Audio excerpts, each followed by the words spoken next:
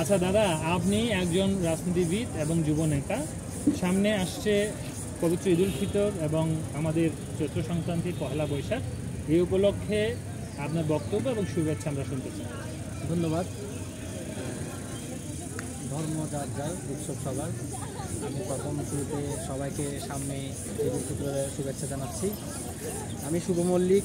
আমি চট্টগ্রাম আহতাদিন 15 নং বাগমরা ওয়ার্ডের আসন্ন নব কমিটির আহ্বায়ক কমিটির মেম্বার, জয়েন্ট কমিটির মেম্বার। আসলে ঈদের দ্বিতীয় দিন বা তৃতীয় দিন পরে মনে হয় আমাদের বাংলাদেশে উদযাপিত হতে যাচ্ছে পহেলা বৈশাখ। আসলে এই দুইটা আনন্দ, ঈদুল আজহার আনন্দ, পহেলা বৈশাখের আনন্দ, সারা বাংলাদেশের মানুষকে বয়ানক আনন্দ ও উৎসব। এটা আসলে সকল ধর্মের সবার জন্য একটা ঈদের আর পহেলা বৈশাখের আমেজটা ভাগাভাগি করে নিতে হবে।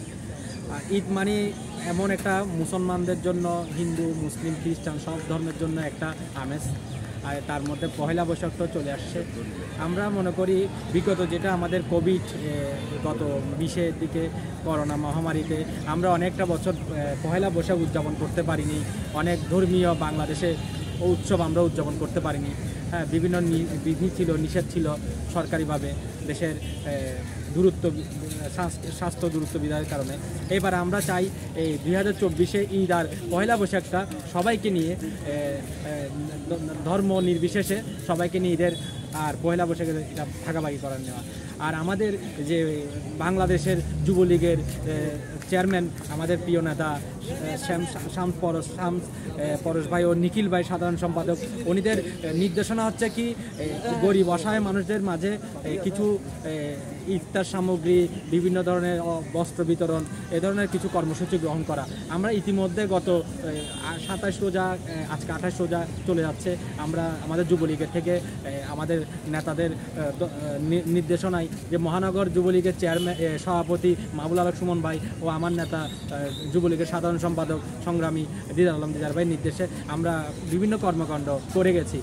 সেহরি বিতরণ, ইফতার সামগ্রী, বিভিন্ন ধরনের আপনারা দেখবেন হয়তো বিভিন্ন পত্রিকা মিডিয়াতে আমাদের কার্যক্রম চলমান ছিল।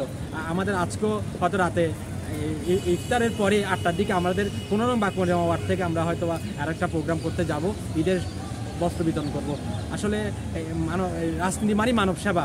আমাদের জননেত্রী শেখ হাসিনা, আমাদের মমতা মহিমা, যেটা আমাদেরকে মানে দেখছি পুরো বাংলাদেশে, উনি সাধারণ মানুষের জন্য রাত দিন 24 ঘন্টা উনি মানে জ্ঞানাই অস্থিরতা উনির মধ্যে, মানুষের সেবা করা, অসহায় মানুষদের জন্য, দেশের জন্য দিন রাত 24 ঘন্টা উনি কষ্ট করে যাচ্ছেন। আমরা বঙ্গবন্ধুর আদর্শে রাজনীতি করি, শেখ হাসিনার আদর্শে রাজনীতি করি। আমরা চাই এই স্মার্ট বাংলাদেশ, আমাদের মতন তরুণ সমাজরা, আমাদের তরুণ মা বোনরা, ভাই বোনরা, যেভাবে আমাদের এখানে বাংলাদেশের যে উন্নয়ন হচ্ছে, পদ্মা সেতু, কর্ণফুলী টানেল, তারপরে আপনার মেট্রো রেল, ঢাকার আরও সামনে নতুন নতুন প্রকল্প আসতেছে।